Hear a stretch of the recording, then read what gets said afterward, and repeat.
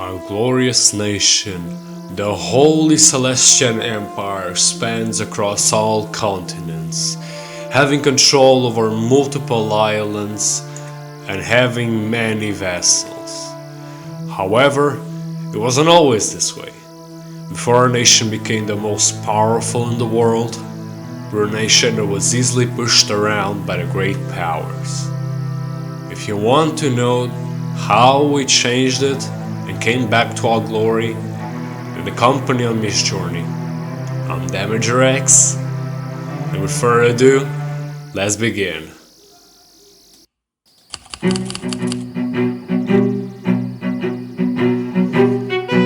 The first thing that got me captivated in this game is the focus tree. Incredibly amazing, and I immediately saw socialism. I'm not really a fan of socialism, so my decision for this beginning was to wage war against the socialists. But first, let's do the first focus in the game, shall we? Another problem that I detected was the Empire. The Southern Player Empire, to be more specific, but still. The situation was a bit problematic because if I want to take my nation to glory, I will need to get rid of them, but first I will need a military and a powerful industry, of course. We also experienced the 46th edition of the MC Championship, and after multiple economic and military reforms, began the war on socialism, which involved multiple strikes against socialist groups in all of our cities and villages. Again, for the good of our nation. But it also involved getting rid of Notches, which is basically the religion that worships Notch, the creator of Minecraft. Because in our nation, we worship Celestian.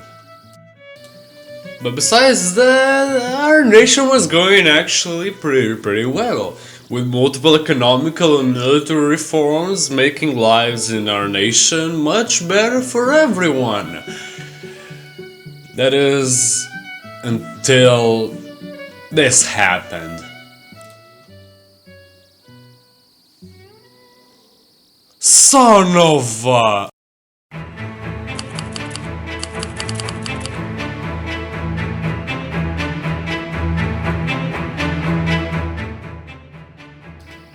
Immediately when they began the war, I sent the fleet out to protect my position.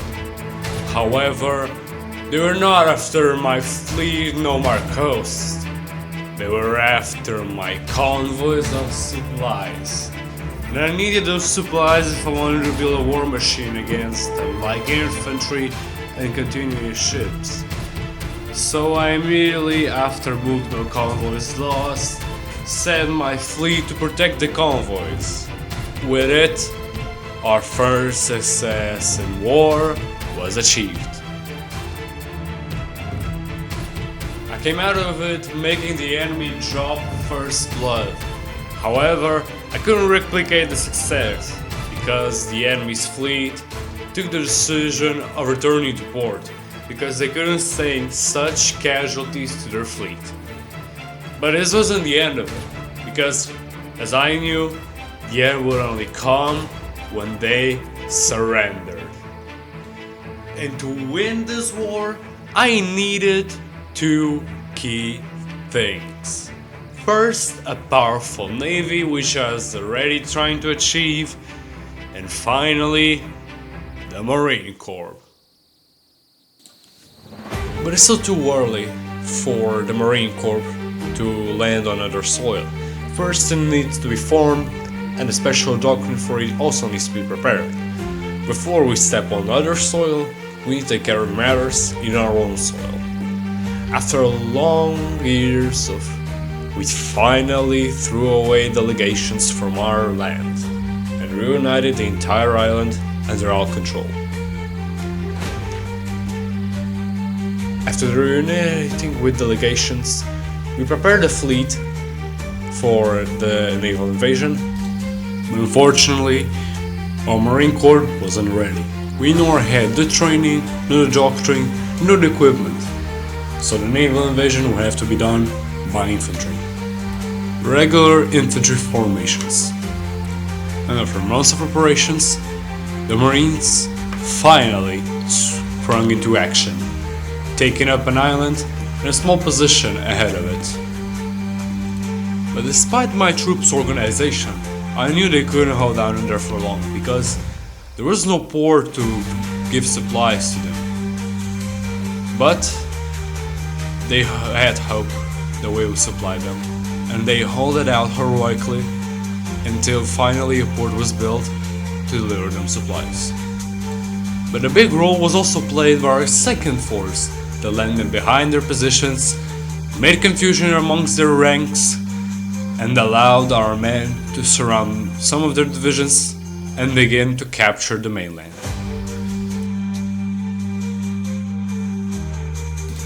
At which point our number played a big role, and we finally took over our enemy, ending the war.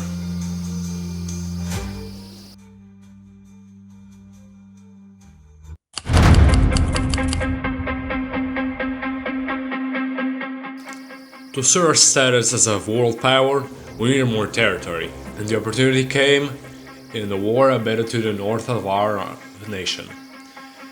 Against the Omnius Legion were the South Players' Empire, and I thought this was a perfect opportunity for a land grab. That island could be used as a strategic point for future war against the Southern Player Empire. And so, a war declaration had begun. Immediately after the breakout of hostilities, I prepared a naval landing. But unfortunately, the Southern Player Empire landed first. And so, not to lose territory, I sent my unprepared army to the area just so we can get an opportunity of annexing the island. Luckily for us, after proceeding peace negotiations, we annexed the island for ourselves. But this wasn't the end of our expansionist campaign. You see, to the east, there were 3 regional powers fighting for dominance, and I knew I had to take them. Luckily for me, the previous conflicts left not just my army but also my navy prepared for any challenge that we might face ahead. And that challenge would be the Hexagon. Luckily for me, when I prepared the navy for the landing, there was one big thing. The Hexagon was already at war with its neighbor. But if their neighbor could arrive at the positions I wanted to take on first, they would most likely get most of their land. I could not allow that to happen. So as soon as I was ready, I sent in my divisions. But this didn't stop them from taking the position I wanted to take on first. So the second landing zone was my choice. And as soon as we landed, I immediately sent in reinforcements and ordered a general advance forward to take as many land as possible. It didn't take us long, and Hexagon capitulated really quickly because they could not fight a two-front war. But of course, I did not give my neighbor a share of the land I just took. To be honest, I would not even give them a penny after their service. Even if they took the territory, I was not allowed to let them have it for long. And as soon as we partitioned Hexagon, I prepared my army for another war.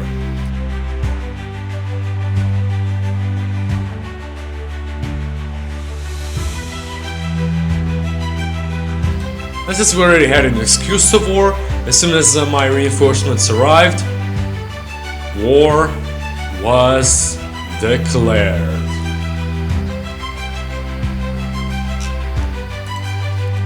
We had no trouble sweeping in from the north and south of their positions, which made our advance and our army seem basically unstoppable. That was a big hit on morale against the Italians, and they were forced to retreat.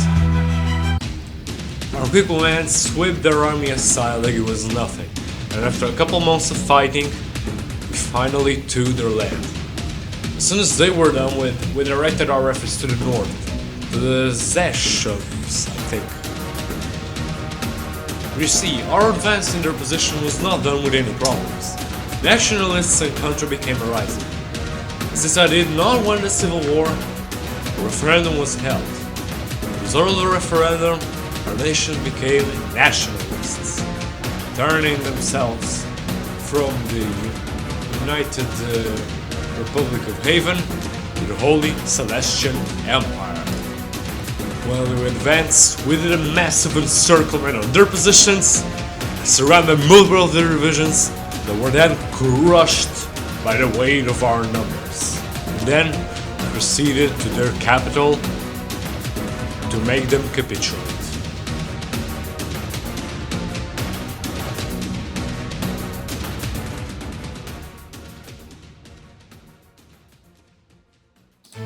As soon as those enemies were done with, we prepared to war against the Overworld Federation, a nation that had an army 5 times larger than us, and most of it was stationed on this part of their territory.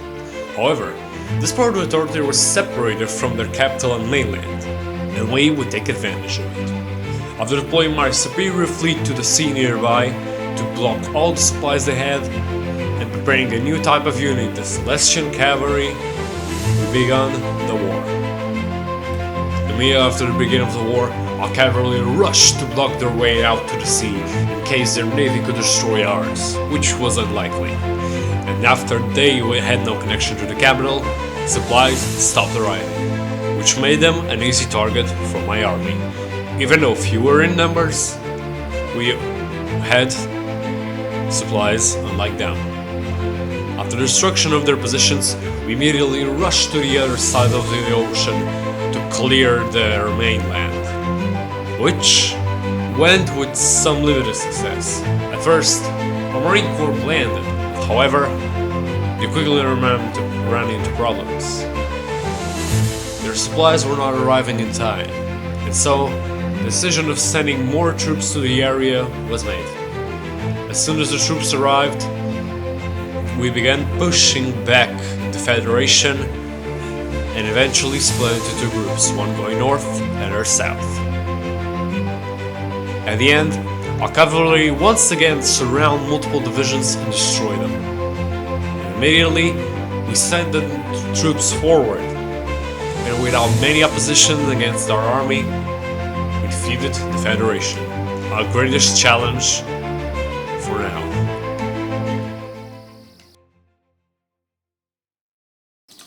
Besides that, nothing much happened. We only took a coalition in the south and north, and it was really easy. With which we expanded our manpower to around 1 million, but divisions were still in a low number, around 300 divisions. And those 300 divisions were about to be put to the greatest test yet. The combined powers between the South Players Empire and the Imperial Empire.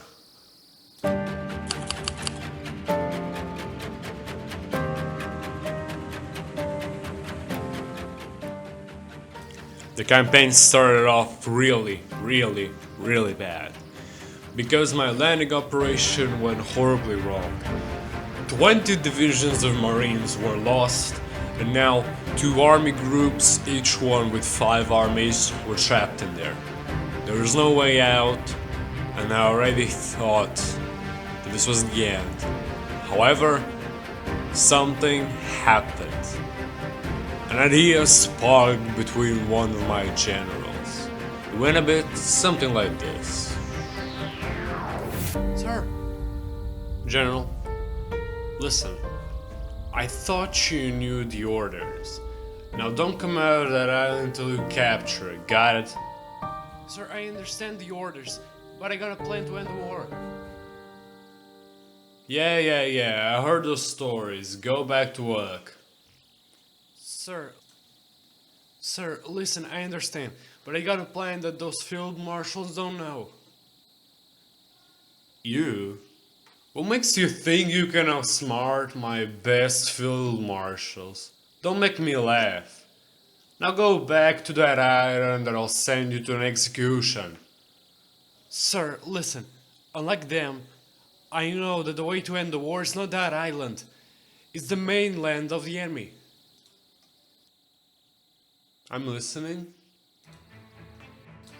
So my commander ended up pointing out that while we are fighting in the islands, the Southern Player Empire was going through a civil war. Thus, the three newly prepared armies were sent to assist the revolution, and they are all put under the command of that general, which I made a field marshal. The goal of the campaign was to hopefully divert attention from that island so our troops can advance there, and also to capture the capital of the Southern Player Empire, which had limited successes. At first, we decided to go on another front and not elect to assault the capital. However, the advance from the capital became more and more noticeable to us. So, after multiple breakthroughs by the enemy, we decided to direct our armies to the capture of this capital. As more and more enemy soldiers poured into that position to defend the capital, we led a landing behind their positions to encircle them and capture the capital. And after a couple months of fighting, the capital was ours. Thus, many enemy forces were destroyed and we could focus on their mainland. After a successful offensive and encircling of enemy forces, and of course their destruction, many troops that were fighting our men in the island were diverted to stop our advance to the mainland. Thus, our forces overpowered them in the island, and the counterattack had begun.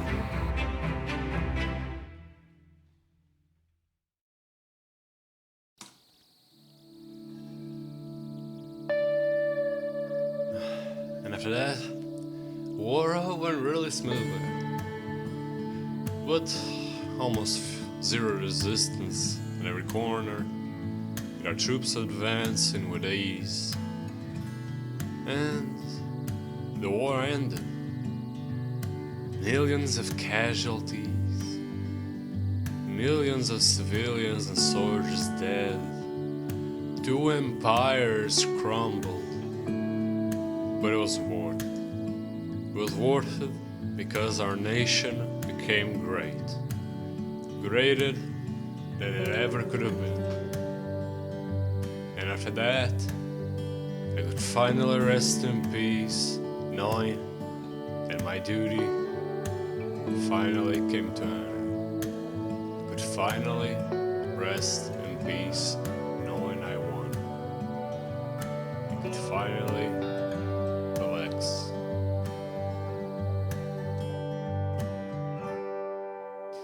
Hi all, Damager here. To be honest, I should have released this video in the beginning of this month, but I was dealing with some stuff like school exams, some love affairs, etc, etc. Anyways, if you're watched until now, thank you for watching. If you want to keep releasing HOI4 content, hit me up in the comments. I'll try to respond as many as I can, which will probably be all. Once again, thanks for watching. Make sure to like and subscribe if you like the video, and see you next time. Peace.